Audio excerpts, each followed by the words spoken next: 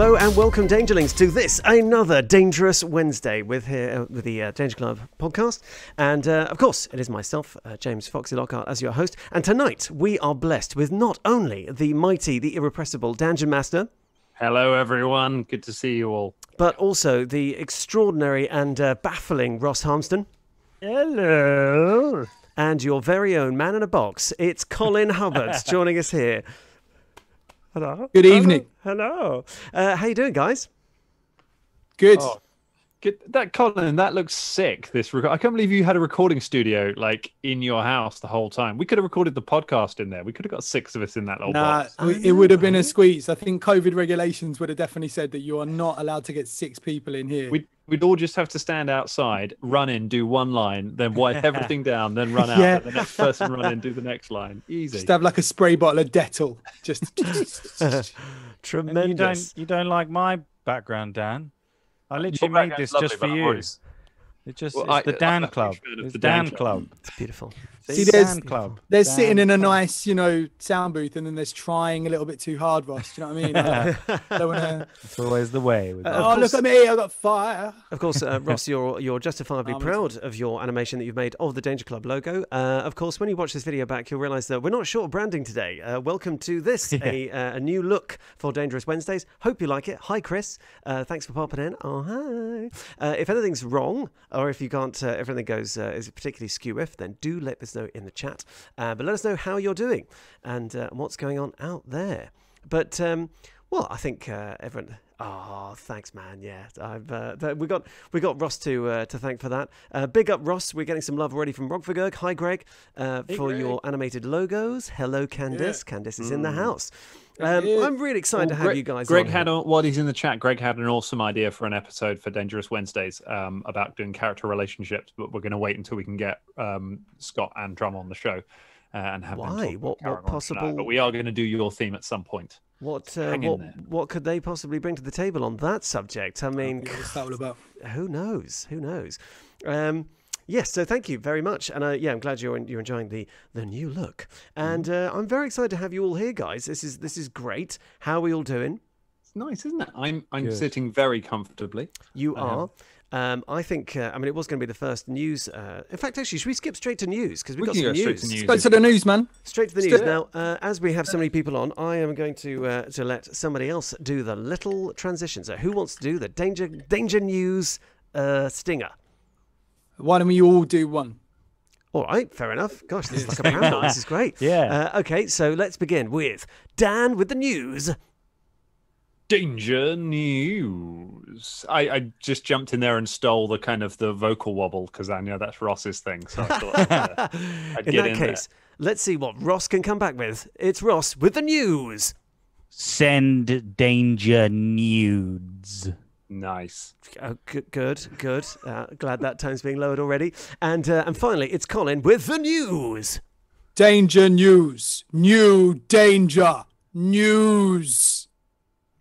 Fantastic. I thought that was going to turn into the Tory slogan from the late 90s, but I think it was inspired by that. I don't know why, but somewhere in my brain, the Tory, New Labour, New Danger was in there. Yeah, and I can tell you about that election, they got absolutely hammered. So they got hammered. They got hammered, as rightly banging should have hammers. Now, I'm actually going to raise the first piece of news, which is a very important international event that is possibly going to be the vibrations of which can be felt across the world. And that is that, Dan, have you got a new chair?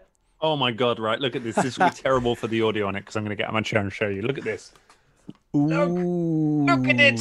It's so beautiful. It's so beautiful. It is very beautiful. It is actually the same model of chair that I have, and Dan didn't even realise that until he got it. Well, yours is just like a Batman chair, but I was like, I got some It's got advice. secret labs on the top of the head, like Just a mine Batman says. chair? yeah, Just a Batman chair. just a Batman chair. Yeah, not just about, but like it's. I didn't know what kind of chair it was. It's got the Batman logo on it, so I was like, not quite sure. And then, but I asked my brother, who is a pro streamer, I was like, what do gamers sit on these days? What's comfy in the world of people who spend all their lives at their desks? Which I have become one of those people now. Oh yes. And he said, yeah, check out Secret Labs. So I got it. The box arrived today. It was enormous and covered with warnings of ways you could break this chair and it not get refunded if you assembled it incorrectly. I mean, I followed all of the instructions. Definitely. And credit to Secret Lab. Big up Secret Lab. Great chairs. They are a little bit on the pricey side, but there's not really a middle ground. And my God, yeah, they do. They're literally, if you ever get one, they're like, do not touch this handle. If you touch this handle, literally it will explode. Look, we put red tape around this handle. Don't touch it. It's great. So it was really exciting. First of all, I'm just going to pause to say hi, Naomi, and also hi, Flounce.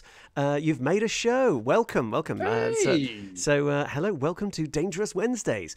And well, now we've got the important news out of the way. What other news have we got, guys? So I've got one item of, it's been a bit of a quiet news week in terms of Paizo stuff, but we have found out a little bit about the precog. So last week, I think it was, or the week before, we talked about the upcoming playtest for the new Starfinder class, the precog, and we didn't know anything about it other than it was going into playtesting.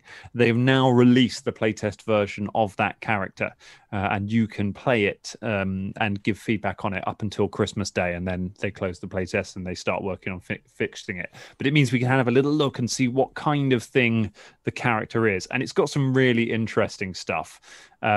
So it's a caster, it's a spellcaster first of all. As you'd expect, its powers are to do with looking into the future and predicting things. But there are a couple of really interesting things. For one, its key ability score is Dex, and it uses Dex as a casting stat. I'm not sure there have been I have found any class in first edition Pathfinder or in Starfinder that uses Dex as a casting stat. Like normally it's wisdom or intelligence or sometimes charisma. Yeah. Like it's all about how quick they are. And I guess the idea is that it's kind of thematically you're just seeing flashes of stuff and you're literally reacting to it. And the other kind of key ability, if you think of like trick attack being the operative's core thing that you use all the time, or the key ability for them is called this thing called paradox, where you get a certain number of paradoxes across a day, and they go up as you level up. And what you do is at the start of the day, you roll a number of d20s equal to that number. So you just roll one once and note them all down. But I think it's cooler to just roll a fistful of d20s and keep them there. And they're a little bit like inspiration dice in 5th edition. So you keep all those d20s there, and then there are certain things during the certain abilities. It starts off quite narrow, so it will start being like just like fortitude saves, or certain, it depends on like your specialization, but it'll be like one specific thing. And then as you level up, it'll start adding in things like attack rolls, skill checks, things like that. So basically at any point, if you want, you can just take that die instead of rolling the die and being like, oh, I've got a natural 20 in reserve here, I'm going to use that. I'm going to use that instead of rolling a die, and I automatically get a natural 20 on that roll. And that you can also burn them to power some of your other abilities. That sounds mad. Isn't that just such a lovely idea from a mechanic point of view? It is. Guys, what do you think about that? Colin, what do you think about that sort of system? Yeah, I love the idea. I love the fact that it's called a paradox as well. I love that. Yeah, that's great. I think I'd like to play that. And I can tell you now, if a fistful of D20s isn't going to be a Western film, it certainly should be. Yeah. What about you, Ross? Because what do you feel about that? Yeah, I think that's a good idea. I think, leaning, and learning and introducing new rules and new little things that you can put in the game is really cool. Like, and taking things from other RPGs or, amalgamating them into, your own RPG is really good. I think that's going to be an interesting one. Yeah, definitely. Yeah, we've got some quite a lot of comments from the Dangerlings about that. Yeah. Chris says it sounds a lot like a souped up divination wizard from 5th edition. Oh, nice. Very dangerous in the right hands. Oh, don't tell me divination wizards are really good. I nearly played one in Chris's Strahd game and then was like, I'll play a cleric instead. I believe I missed out. And apparently, Greg, our bottomless well of interesting information, is that the only physical casting used to be an orc witch with con, but they changed that. So there we go. So, Very nice. An interesting new direction with that. But we should say this is the playtest version, so there is every chance that they may, between now and Christmas Day, suddenly realise why there hasn't been a Dex caster up until now, and it will get changed. But like that's the big point that's kind of being debated and tested, is whether that works. But I think because they don't have an awful lot of spells. So they need to be able to shoot a gun, basically. Right. The idea is that kind of your spells augment what you do the rest of the time, rather than you being just a pure spellcaster. I think they're really exciting. I'm generally fairly lukewarm on a lot of the expanded Starfinder classes, because we've kind of, as we've sort of said, they're quite weird and they're interesting, but they don't just feel like a niche like some of the core classes do, where you can really easily explain what they are. And like the Witch Warper and the Vanguard and things, they take a bit of explaining. And I've looked at the Vanguard a bit, and I quite like it, but I don't quite get it. And this one kind of just jumps out straight away, and I'm like, okay, cool. I get how that plays, and I get why that's exciting, and that's a nice simple mechanic that I can lean on. So I am if there is one class from the upcoming stuff and the expanded ones that I'm interested in, the precog probably takes that. Right. Okay. Well, there we go. So keep our eyes peeled on that to see if this character class remains in there, or if they change a lot after the sort of the testing. And so now we're going to move to a piece of news, I believe, from Ross, our very own man on the scene. He's there at a flaming inferno. What's the news, Ross? It's about Kickstarter. I'm a very big Kickstarter fan, and I'm also a very big Carbon 2185 fan, as you probably may know. They've recently just had a successful Kickstarter been backed on the 13th of November. It's their first expansion, sort of expansion to the rules and things. It's called Terminal Overdrive. They wanted originally £15,000 and they got £182,000. Wow. And they got backing in 53 minutes, I think it was. Holy smokes. So yeah, Terminal Overdrive is going to feature a 150-page mission by Ben Counter that sees the cyberpunks plunge themselves headfirst into a moving story featuring hackers, rogue AI, and world-ending threats.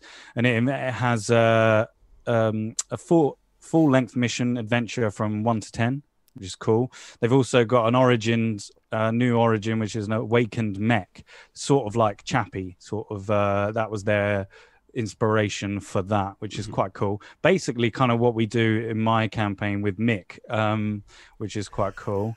Some wry smiles from the rest of the Danger Club. We're all about Mick. Maybe he won't be exactly the same as Mick, but yeah, definitely that idea. Mick is great, man. I'm glad Mick exists. I don't think any other player in our campaign actually does, but I love it. For the Dangerlings, he's a kind of like a Taika Waititi sort of robot / he's kind of like South African / kind of what would you wear? Is he from New Zealand-ish? Yeah, kind of New Zealand. Yeah, kind of like flip-flops, depending on my accent. But yeah, you've got also some new augmentations of cybernetics, which would be cool. They've also got new weapons and armor and items, and they've also got, which is cool, really cool, cyberspace rules. So they've got rules and stuff for traversing and doing battle within the Matrix. Oh, cool. The kind of like stuff that I'd already not that they took inspiration from me, but had already done a bit where James's character had to go into the Matrix and sort of fight some enemies. But it's fine. It's fine. It was so good. That excites me. I like, because that's I don't really know cyberpunk as like a genre or as movie, but like the Matrix, the Matrix movies I love. So if that's going to be a thing where you can like go into a digital world and do crazy kung fu and stuff, I'm all for that. That sounds great. Absolutely. So they've got they've unlocked a few stretch goals. They've unlocked a mission book, which is like its own soft cover. They've unlocked a catalog of weapons and armor, so it's just on its own. So that'd be quite good to hand out to the players and stuff. And they've also unlocked a Berlin Megacity, which is kind of like a where it's kind of like a new city with its own rules and things, and I think it's going to have some mission in it as well, which would be cool to add.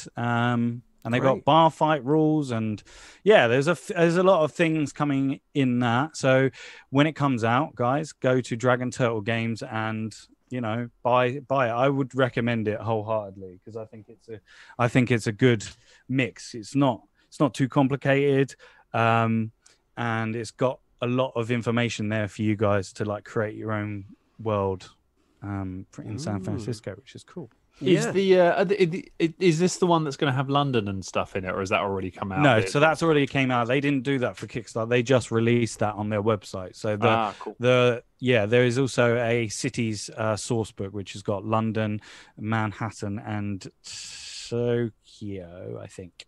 Tokyo. Yeah, and they've got and it's similar to the one that it has in the core rulebook. It gives you all the gangs, gives you all the districts and everything, and gives you like the things that they eat and the names of everyone, the slang and all that stuff, which is cool. I've got to say as well, I think you might have posted something about it. It's got some wicked artwork as well. Some sort of crazy looking robot on the front of the cover. So really? So big up these independent like sort of Kickstarter people who I'll shout them out if there's ever like some popular ones out on Kickstarter. Absolutely, give you a little heads up. And absolutely, and of course one of our sort of Dangerlings is also in that business. The wonderful Matt Letty. So can watch this space. Hey Matt is in. We got Matt. And also, of course, speaking of this, leggings check. Oh right. I've got to match the birthday chair. I've got some birthday leggings. Right. I thought you were going to say that was the same pattern, and I was then seriously worried about your mental health. But they are fantastic. Right. I love them.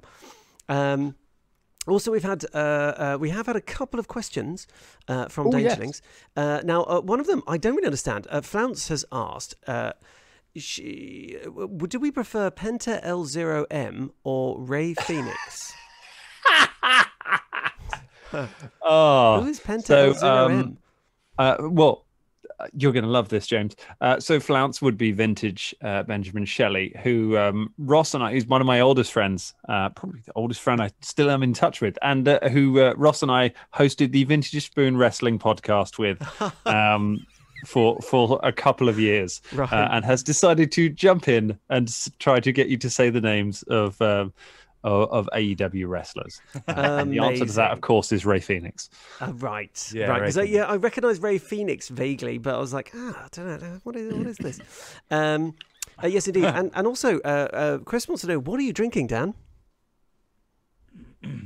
Same. I'm on the Woodford Reserve today. I've got my giant ice cubes.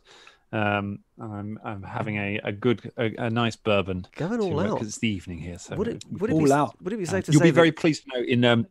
Sorry, go ahead, dear. I was going to say, would it be safe to say that you're having a sort of second birthday by the looks of it? You're sat in your birthday chair, in your birthday suit, drinking your birthday whiskey. I'm not quite in my birthday suit yet, but let's see how the podcast goes. Sometimes these things happen. You'll be very pleased. Like, I'm playing in Chris's Curse of Strahd campaign at the moment, and on our game on Sunday, he spent the entire thing being like, "Oh, it's okay, Dan. It's only a 27. I only rolled a 27."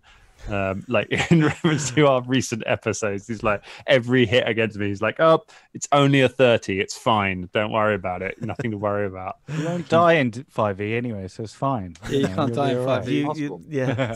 So it's told. Yeah. Took me forever. Now we've had another question in from Mad Turnips, aka Matt, and I'm going to put this to Colin because you've been silent in your box. You've been quiet down there in your box. And this is open to all of you, really. Given the guests we've had on the DCP and Colin voicing big budget games, big up Colin for being one of the voices on, what was it then? Watchdog Legions. Watchdog Legion, sorry. Indeed. If you're playing that game or if you intend to play that game, you will be spoken to by Colin at some point. Hashtag find the bird. Find the bird. And then hashtag not a bird. And then don't get him killed as an operative, though, because that'd be really... No, send me campaigns where I get killed. That'd be sick. I'm gonna make it my goal to get that game and then kill Colin, in the weirdest way possible. But the question is, who is the most famous person in our phone contacts? in my phone contacts. Yeah, sort of like, or sort of, famous people who've done well that you'd be able to call and be like, hello, mate. I mean, for me, it's probably Colin. After that revelation, I was like, oh my god. Probably my mate Nathan. He was in Star Wars, so that's quite good. He was a droid in Star Wars. He played the bug-eyed droid that I can't remember his name, and he also body doubled C-3PO as well, which is pretty sick. Oh. Probably him. Yeah. I think it'd be more impressive if he body checked C-3PO, but yeah. What about you, Colin? Who's your shout out? I'm just going through my phone now. Right. This is good radio. Just us. Do you want me to get some? Do you want me to get some up? Like, I haven't got loads of people. What about you, James? Dan, you go for it, because there's one guy. I just want to check if it's all right. What about you, James? Me? You go first. Gosh. I mean, to be honest, if we're talking about people on the show, probably April. Like, she's doing really flipping well. Oh yeah, that's a good one. And Rachel Henney was a big deal. She was in like a Narnia film. She was in the first Narnia film. Dude, Yeah, we've been very lucky on having guests on who are really very successful and famous, and more famous than we are. But yeah. Go on, Dan, what's yours? I think it's probably Jess. She's certainly after this year. Like, Jess is doing super well for herself, and has some amazing stuff out. I think I still have John Holmes's phone number, the comedian, not the porn star. I didn't even know there was a porn star called John Holmes. I didn't either until John Holmes told me. And introducing. It's referenced in a Tarantino film, isn't it? Oh, in Reservoir Dogs, he's like this John Holmes motherfucker. Yeah. Oh, well, there we go. Me and my writing partner, Jim, wrote we developed a sitcom with the BBC for John's production company for a couple of years, and so we would be going in and it was all based on like an old job that we'd all had, a tourist attraction, and so we were developing this script we walked into this thing completely blind, having met John at a screening where we'd made a short film, and he invited us to the offices, and so we went and had a chat, and we just kind of assumed he was going to give us an email address, and he was like, cool, so what are you working on? And we just made up something on the spot, and it turned into a project that we did for 2 years. Wow. Ended up working with Craig Charles. I haven't got Craig Charles's number. I wish I did. That's probably changed good old Craig multiple Charles. times, I should think. But yeah, cool. And so, all right. So I've got there's an actor who used to be in the Bill called Jeff Stewart. He used to play Reg. He is a bit of a legend. I could call on him if I wanted to. I'm not going to say a name because like it. Yeah, I don't know. You can probably find this out if you Google what show I was in at Christmas. But there's quite a famous girl band singer from the early noughties, and I don't like to name drop. Do you know what I mean? But I could call her and just have a chat with her now if I wanted to. But That's pretty cool. I love the way that when Colin describes things, like when you said about the guy who used to play Reg, it made it sound like you could just call him up and he'd come around and like smash some dudes. Because, yeah. I could. Or Reg. He'd be around. Yeah. He's a good lad. I did a film with him. I haven't got here. The most famous person I guess I've met. I did a film with Danny Dyer a few years ago. I haven't got him in my phone. I couldn't call him or anything like that. I couldn't like message him and say, all right, Danny, what's going on? But yeah, I did a film with him for a couple of weeks. That's weird because James and I know everybody who was in Danny Dyer's Right Royal Knees Up except Danny Dyer. So right, okay. Yeah. Between us, we know the entire supporting cast. I have it on good authority. The guy's a bit of a dude. He's a legend. I think he's a great man. Everyone who's worked with him or spoken to him says he's actually a really nice fella, and he is exactly like he is. That is not an act. If anything, he's a bit quieter. Actually, he's quite sort of a bit reserved. Yeah, he is. If you get him in front of like a bunch of people, he becomes Danny Dyer. Like from television shows and stuff like that. Like if he's got a massive audience, then that happens naturally. But I think that happens anyway to everyone. If you're in front of an audience, you all of a sudden become the biggest version of yourself. Do you see what I mean? So yeah, he's a lovely guy, lovely guy. And a good time. Tremendous. There is lots and lots of speculation on who that girl singer could be. Hannah something? Yeah. Hannah Montana? No, it's not Hannah Montana. I'm pretty sure about that. Maybe Posh Spice, that blonde girl from the dinosaur show. The dinosaur show. What's that? I don't even know what that is. No idea what that is. S Club 7, that could be a contender. It's a contender, yeah. Yeah. Who knows? But Colin's not going to name drop. He's not the sort of gentleman to name names. I mean, I just name dropped 2 other people. That's going to be the entire episode, is people just guessing this person now. It's not going to be about anything else. Yeah, and I'll never tell, so I'll be sitting there going, no. I've done fortune telling for I did fortune telling for somebody who was on Love Island once. Nice. I used to work in this really weird club that Scott and Drum still work in, where loads of celebrities go, and they basically hire actors to pretend to be interesting guests so they can pretend the party's more interesting than it is. It's that kind of place, but it's a place agents send like celebrities and things. And I was doing like this fake tarot reading. There was one of the Zoltar machines thing, and this and this girl came up and was with her part some awful guy who was like, tell her she's gonna die.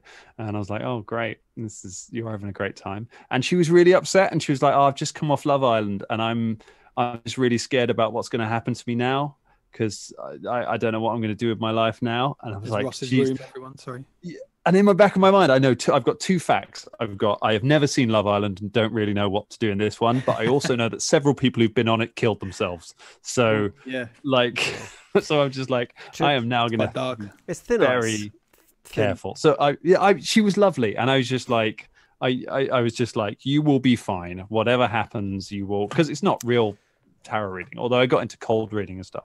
But I was just basically like, you are going to be all right. It will be all right in the end. Just trust in yourself. Well, so I've no idea who she is, but she was very nice. So obviously that's quite a nice segue. And hello to Miss Dee Dee, who has just turned up. She says, "Have I just turned up Dan talking about the box?" No, it's not the box, but it might as well be. Very much like the box. It's very much like the box. It's the club that's like the box, but isn't the box. Yes, but this segue is because actually tonight we were going to talk about just having a little bit of a chat. So if you want to ask us any questions about our careers or how we got into gaming and how generally we found ourselves sat here on Dangerous Wednesdays. So I suppose the first question, we might have asked this in different ways in different formats, but is how we kind of got into gaming. So what I'm going to do, I'm going to direct that question to, I think, Colin first. Colin, how did you get into gaming? Was it a quick thing, slow thing?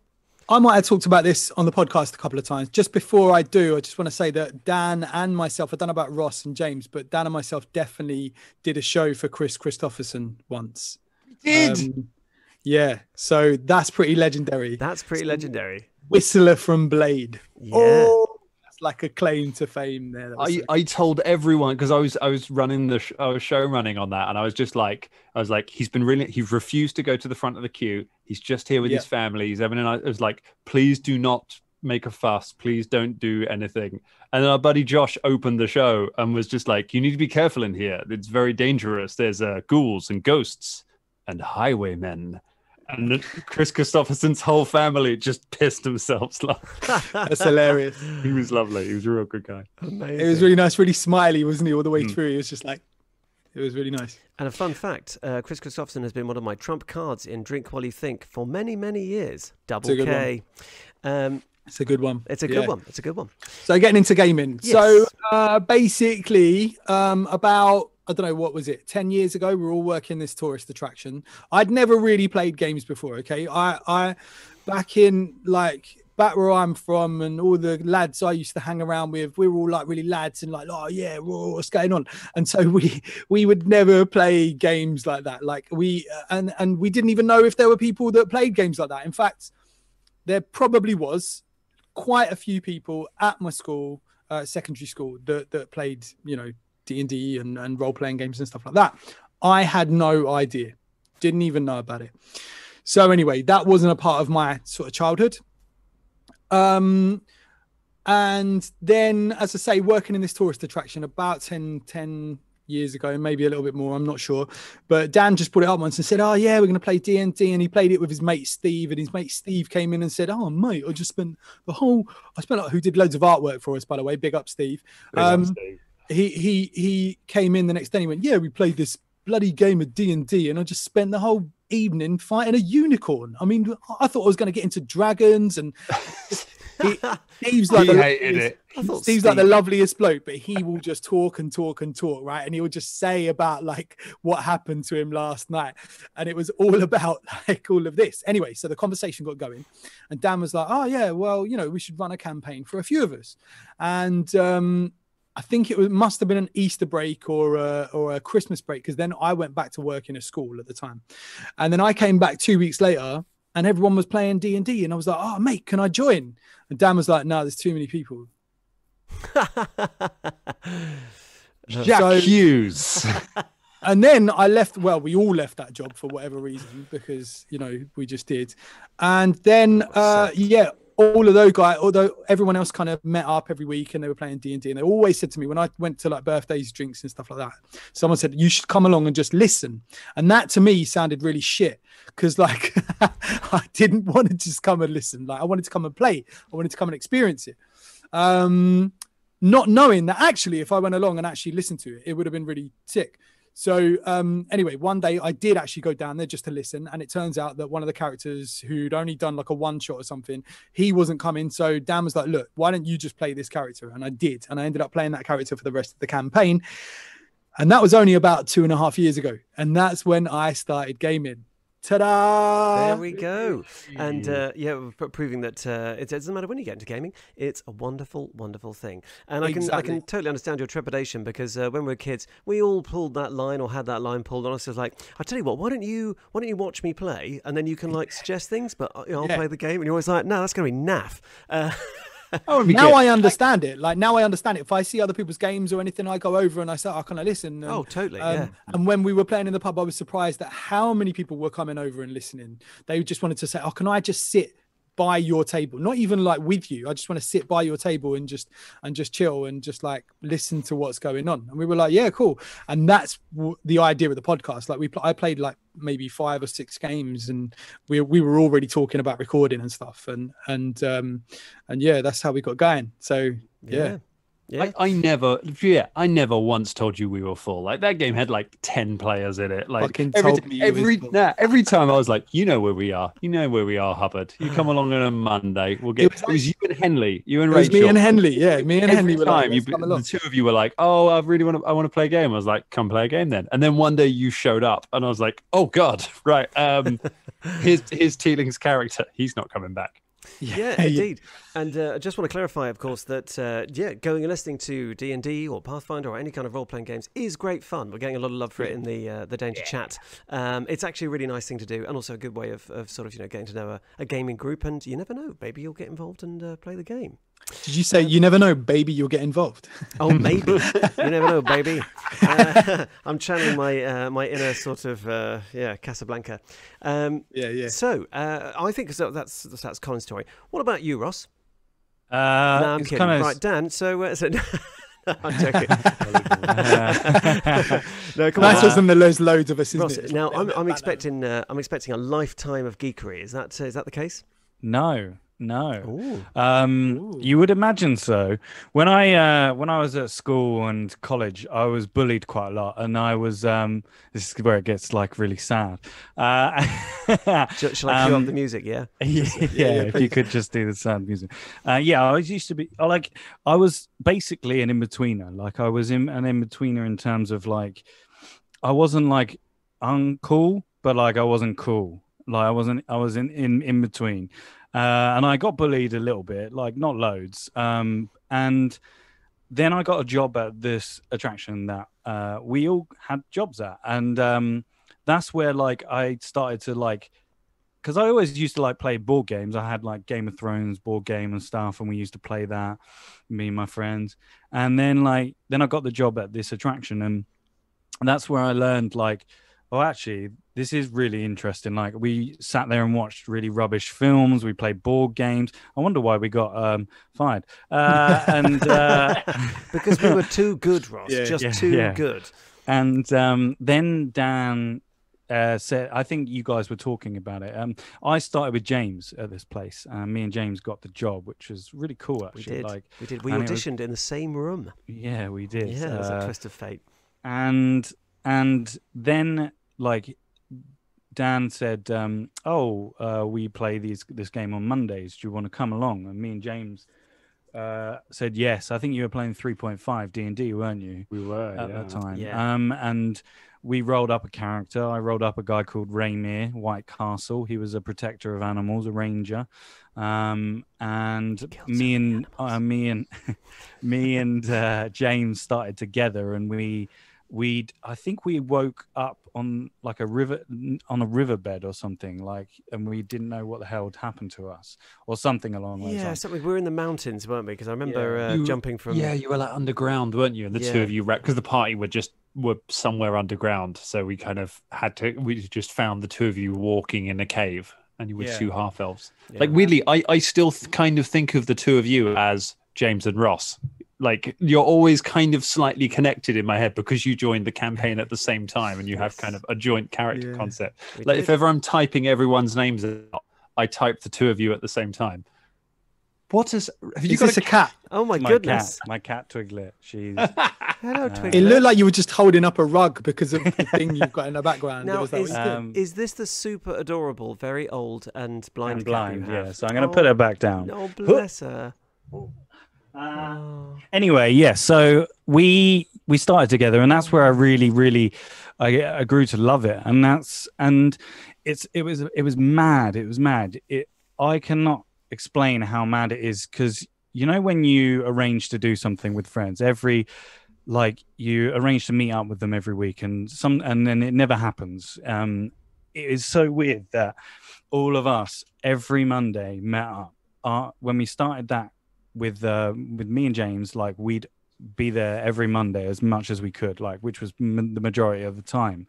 No other friendship group I've met up with every single Monday, and even to this day, it's very strange. It's amazing, and it's amazing to build that bond with people through this game, which is really interesting. So yeah, that's where I started playing games. RPGs. Yeah, terrific. And I dread to think. Give us the short answer, Dan. I'm sure we've done like a whole episode on mine. Yeah, I've played them. I've played them forever. I've played RPGs since I was 12 years old, sitting in the schoolyard before we knew that D&D was a thing. We were making up our own games. Started with Warhammer Quest. And playing the dungeons on that, and then being like, oh, I wish we could come up with story in between this, and we just improvise story, and then D&D, and then 3.5, and then I never really fell out of it like anyone else, which probably shows when I can randomly come up with the name of the High Priestess of Pharasma in Kaer Morhen when you guys ask out of nowhere, and that's one of those bits where you're like, oh god, what bit of actual life knowledge is missing from my head that I can just retrieve that bit of information. But yeah, it is remarkable that we've kept kind of this group together, and it to the point that it feels strange. This year has felt doubly strange because kind of we don't just do this podcast together. This isn't just a work thing. Normally we would be seeing each other in some combination several times a week, so it's kind of to the point that it feels weird when we come together to record a podcast and we haven't seen each other for since the last record, because that's just not what we do. We're always in each other's pockets and stuff. Virtual pockets. Yeah, it all rolled out of one 3.5 campaign that we all came together. But you go back further, don't you, James? You your gaming history is yeah. I'm an old dyed-in-the-wool gamer. The advantage of having older brothers, one older brother in particular, who was sort of the eldest of some of my brothers, who he got into sort of role-playing, and I was sort of, sitting there watching him paint minis when I was very young, and playing his fighting fantasy books, which of course we play on Tuesdays. A lot of those were bought by Adrian, my eldest brother. And I suppose the only hiatus I had was from tabletop gaming in my 20s, just because of, you kind of leave school and it can be difficult to find other people to play with. But I've always been a massive gamer.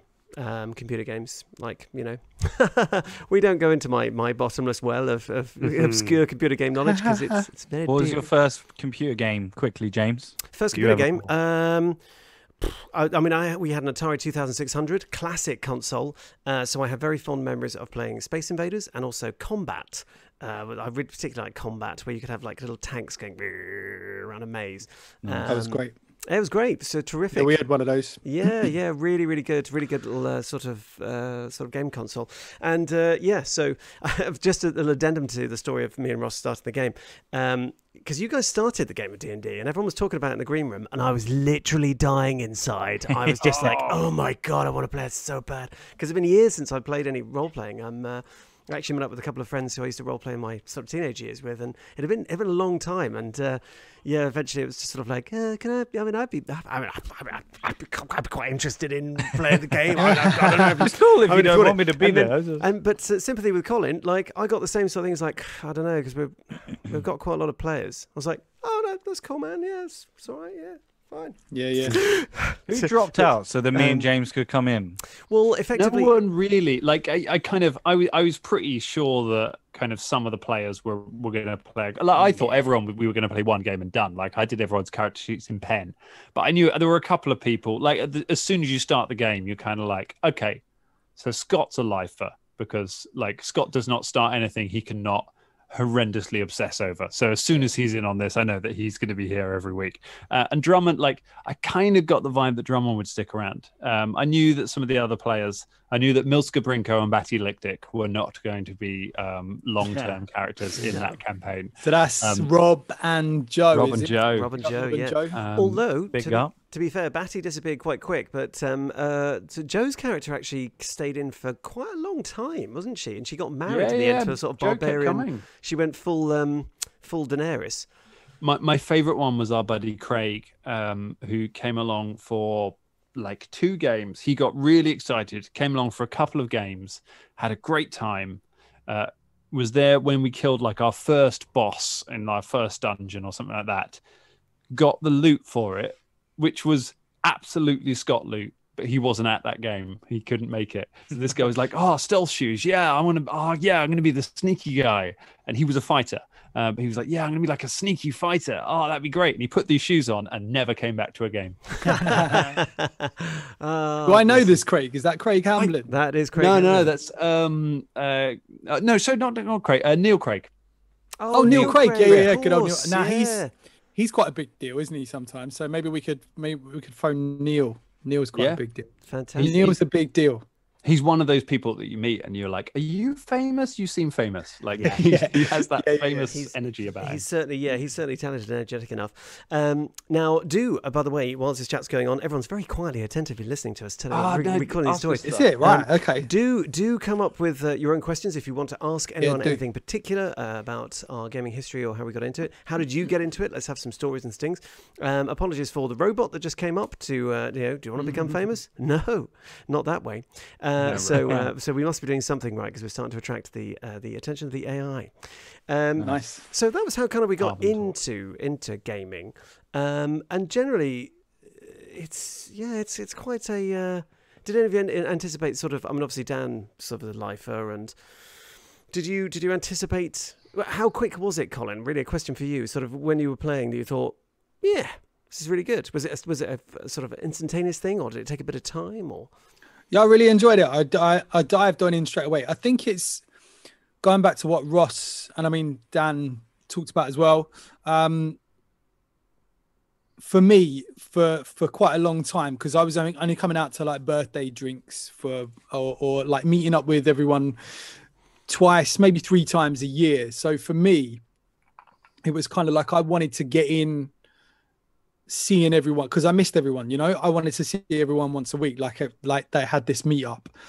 And so there was part of that into it as well. So, but it was quite quick that I enjoyed the gaming thing as well. I think the second game I played, I remember Dan turning around to me and obviously I had no idea what I was doing at all.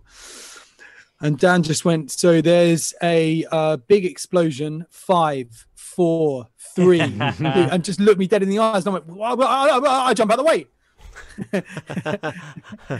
And I was like, done that in ages. There was no build up to it. And I didn't know what I was doing. So I was just like, but yeah, I I like think doing that as well. your natural instinct kicks in. You're like, I do something, you know. It is it is terrific, and whether or not you're the DM or you're a player, that wonderful satisfaction when someone new to it. When someone's new to it and they come to it, and then you see that look on their face when they realise it's a total sandbox. It's like, can I just? Do I have to go in there? It's like, no, you can do what you want. It's like, oh God, can I climb the wall? Yeah, and off it goes. I think it's an incredibly freeing experience. I don't know about you guys, but I don't think I'll ever stop now. Like, depending on situations, but like. Please stop. But I just don't think now that I've played it for so long that I will ever stop playing it or ever get bored of it. I know obviously other things get in the way, like kids and other things, but Well, do you know what? It's funny you should say that, but one of the guys I actually who got back in touch, who's a Dangerling as well, Mark. Hey, Mark, if you're watching, he got in touch with me to say, sort of thanks for the podcast. He loves sort of what we do, but actually it inspired him to dig out his old books that because we used to game when we were teenagers, and now he plays with his family. So he's so they have regular, and they sit around the table sort of with his two little kids and his lovely partner, and they play games, which is just amazing. I was so excited. It was just that's what we do. So I think there's always a space for games, and just for role playing, and getting out of yourself and doing something different. I think once you play it for so long as well, and then you get a platform like this, that's what you want to do. Is you want to spread the word of how awesome this game is and how therapeutic it is, how good it is to just take yourself out of your current situation and put yourself in another world to forget everything. It's kind of like I was watching the Imagineering documentary on Disney Plus. And the whole ethos of Disney as well, when you go to Disneyland, like it's all this whole like you escape. It's escapism, isn't it? And it's the same sort of thing for like D&D. It's not. I mean, don't get me wrong. D&D is not Disney. It's definitely furthest from Disney. I mean, it could be. Well, not the games we play where we murder teenagers and start riots with. Now, no spoilers. This is a spoiler-free zone, so not that there's much of that, but just before I just said continue, start riots. reeling off any start riots, particularly momentous events. Anyway, so it's I tell you what, I do love the fact that I think your words are given extra weight for the fact that you're sitting in front of a flaming D20, whilst you extol the virtues. Very much a firebrand preacher there for role-playing. I love it because there's there have been. And again, I'm not going to, because James will mute our mics if we do spoilers. Yes. But like, I can think of like search tags. I can think of like just half a dozen off the top of my head moments from throughout just this campaign that we've done on the podcast, where I've just, while we've been doing it, I've just been thinking, if you are not playing this game, you are absolutely insane. Like it is so good, and you cannot get this experience from any other thing. It is amazing. I've actually found I've gotten the love for role-playing games back in the last sort of this year, really. Not that I ever really loved it, but I ever really lost it to a great extent. But kind of what we do for the podcast is different to gaming. It's not just running a role-playing game.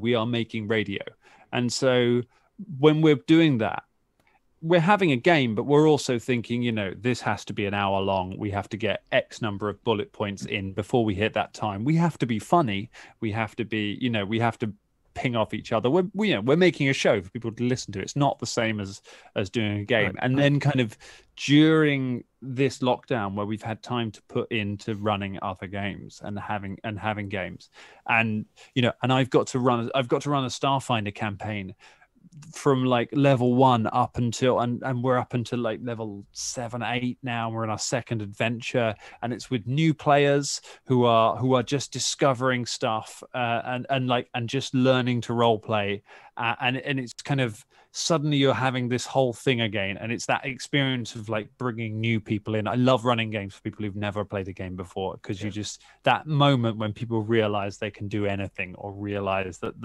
it's their game, it's the floor is theirs. It's amazing. It's so lovely. And I can tell you that none of those things go through my mind when I sit down in front of the mic, but that's a whole nother story. Being funny, get out of it. I'm just going to read some stories that we've had from the Dangerlings, but that's beautiful. Beautiful words, guys, because there is a lot of love here, as you would expect, given our backgrounds. Miss Dee Dee said that her gateway drug to Dungeons & Dragons was the PC game Dungeon Keeper, which I nearly bought. Dungeon Keeper 2. I never played it. I know, crime. Oh, Dungeon Keeper is amazing. The theme from Dungeon Keeper is so good and has such a good drop in it. Probably not if you listen back to it now, but like for late 90s gaming, like the kind of guitar drop on it is insane. I put it on when I was running a D&D game once, and it like just like build tension, and it's got this really long like build up to it, and it just got and the players got to like some guard who wouldn't let them past, and the guitar drop just like hit just as it got to it. My player was like, I mean, obviously I punch him because it's cool, as the music says so. Yeah, nice. And another story, which I mean, you mentioned earlier, Dan, that obviously we do radio and it's not really role playing. But our very own Stu Jackson, hi Stu, 90% Stu as he's otherwise known. He got into it properly after he picked up one of our flyers in Forbidden Planet, and now he DMs for his sister, niece, nephews, and Bill once a fortnight. Has a weekly social game every Sunday as a player, and more besides. So there we go. That is the power of proselytizing. Chris got into it through LARPing, which won't surprise anyone because obviously that's where Dan and him used to go and terrorize poor people at that. And just generally, people absolutely loving the sort of things. And and now it's about LARPing. And this is a question for all of us, Dangerling LARP after lockdown? Would the Danger Club make a guest appearances at this Danger Club LARP? I would love to take you guys to a LARP. I mean, I would not go to a LARP with you. I mean, I don't want to get pushed in a stream and have my possessions stolen and, One time, and the guy looked like a monster. Like, this guy came running up to me, like, dressed in the exact costume of the monsters, and I'd had a few beers, and I pushed him off a bridge. It wasn't even a bridge. It was a bit of rope denoting where a bridge was, because it's LARP. And I was like, nah, get away. I'm not interested. And his brother has and the person who was reffing that, the person who was like GMing that section went, "You're dead. Go back to the thing. You've been pushed in the sea." And then went to me. He was a new player. He was coming to you to ask for a quest. I was like, "You're running this system. Like, I'm an NPC." I was like, just tell me. And he was like, no, he's dead now. I'm like, oh my God, that's awful. No, but I think there is. I don't LARP anymore because since I started acting professionally, it feels a bit like work. Not anymore. Yeah. No. Yeah, right. Totally. But there is a tremendous amount of fun, I think, in going to a big LARP system where you don't really know anyone. Because it's always a fear. If you go to a friend's LARP, there's a little bit of like turning up to a friend's table at a role-playing game, and you're kind of like, okay, how do I do this right? I don't want to mess with their game. And but if you go to a big LARP, we don't know anyone. It's like, I can't break this. This is bigger than I am. So I can just go into it as someone who doesn't know anything and try and work it out. I would love to go with all of us to like something like no, it's not called Maelstrom anymore, Empire. Yeah. Or The Gathering or something like that, and just turn up as a bunch of idiots who don't know anyone and just see what happens. I think we could have a real laugh doing that. I mean, speaking of that, because obviously Dan is very familiar with LARPing. What about you, Ross? What do you feel about LARPing? Yeah, I'd enjoy it. I'd worry that it depends on which one you go to, because obviously you don't want to go to one where people are super like take it seriously, and then you're the one that's like messing around, and then you like end up like looking like a dickhead. So I think I would enjoy I think that's a personal choice, but yes. yeah well yeah I guess I'd love to go to one that's like properly they've properly built taverns and loads of like immersive like actual like a full-blown like town would be sick. See, I think Well, Go on. sorry to cut you off, but I think you probably go there with the intention of being like, yeah, I'm not going to take this seriously, and then you get totally into it. I can see you completely just immersing like- yourself fully. Yeah. How long do you think we would stay in touch with Scott upon like arriving there? I think within 15 minutes he's gone and is like already a central character in the main narrative of the thing, and is like Yeah. running around hoovering up story. Yeah, I'd say that's almost a given, though, to be honest. And what about you, Colin? Does LARPing appeal or not? My only experience of LARPing is on the episode of Peep Show where I don't know if you've seen that, but they're all very reluctant to go LARPing. Yeah. And it's seen as a step too far. And I guess part of me feels like that. However, in saying that, I bet if I did it, I'd probably enjoy it. I would be very worried, to echo Ross, that I would be the guy taking the piss and upset someone else. That would be the worst thing for me, for someone to be like, oh, this is serious or whatever, you know, and like, and to upset someone. So I'd be worried about getting involved. So that might be an issue, but I do really like the idea of it being so big. I like the idea of like a secret cinema stage, because when I go to things like secret cinema, I really get into the story and I really try and find the people that you need to talk to and get involved in all the bits. Whereas other people just go and get pissed and they don't really know what's going on. And unfortunately, if you had something so big like Ross is suggesting, it would just be full of pissed people that are not really into that sort of stuff. Like if you could get Comic Con and have it as a village where we all just role played, it would be so sick, because then you wouldn't have to worry about those people. Do you know what I mean? It would. And I'm not saying that those people are horrible, because those people are great. No, they're lovely. no. They're human beings. I've got love for them. Yeah. And I like being that person going out and getting pissed sometimes and just not really paying attention to what's going on. But sometimes it's great to just have a whole bunch of people that are just into it. Do you know what I mean? Yeah, absolutely. And I think with any sort of big event, you're going to get a huge stratum of people. But Chris makes a very good point, and I think this is worthy of sort of, remembering, like immersive theatre, which we all experience in doing. You might have a preconception that you'll go there and you'll end up running around trying to fight orcs in the woods. But as Anakar pointed out, that the last LARPing he did, he sat by a campfire and got slowly drunk all day. Yeah.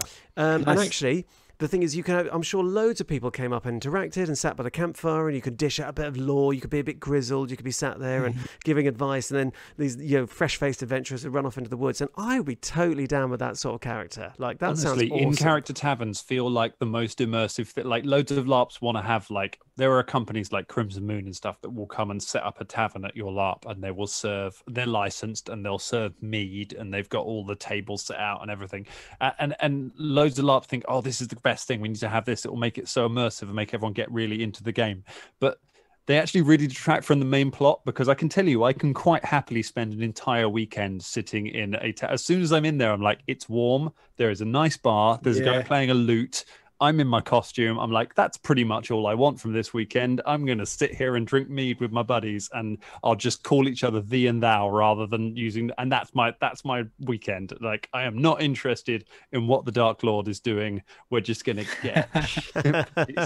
And then the Dark Lord comes in and he orders a mead, and you're like, actually, he's not so bad. Just sit there chatting over a couple of meads. Yeah, right. I nearly broke Maelstrom back when that was the system, because I healed their version of Sauron, walked into the bar and then got assassinated in the bar, and I was playing a doctor, and I had a few, and I ran up and did CPR on him and tried to heal him, and he got up and was like, I've got away, and ran off. And one of the refs came over and was like, what ability did you use there to bring him back, because he should have been killed? And I was like, oh, nothing, man. I'm like, I barely know how my abilities work. Like, I'm a level 1 character.